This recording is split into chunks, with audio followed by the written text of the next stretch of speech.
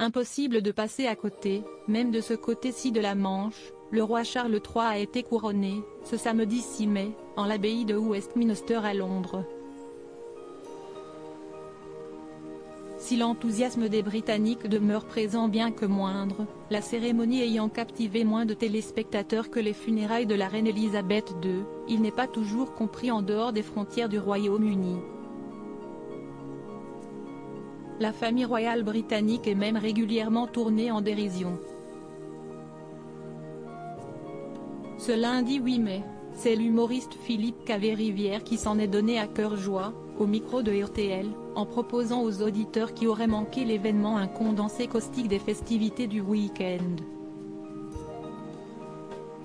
Je résume, Charles est allé à l'abbaye de Westminster, il s'est assis sur le trône d'Élisabeth. Il s'est relevé parce que c'était un petit peu humide donc on a essuyé le trône rapidement, il s'est rassis et on lui a filé la couronne, a-t-il narré d'un ton narquois. Le chroniqueur est même allé jusqu'à comparer le monarque fraîchement couronné à un antipasti, décrivant une tête d'aubergine avec un filet d'huile après avoir évoqué l'onction, étape incontournable et sacrée du rite.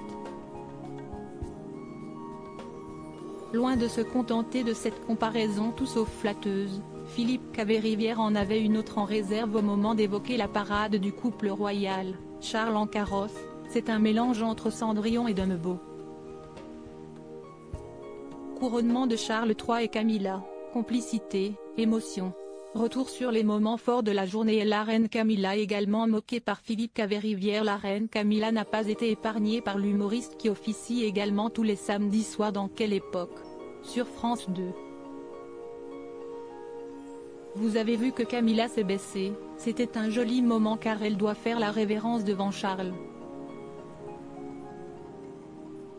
Eh bien, elle a réussi à remonter.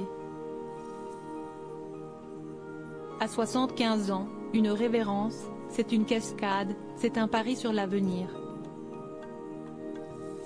C'est comme un ascenseur en HLM, c'est pas sûr que ça remonte, a ainsi plaisanté l'ancien complice de Nicolas Canteloup, dont il écrivait une partie des textes. Pas sûr que les fervents admirateurs de la monarchie vont apprécier cette chronique. Article écrit en collaboration avec 6 médias. Crédit photo, Dana Presse.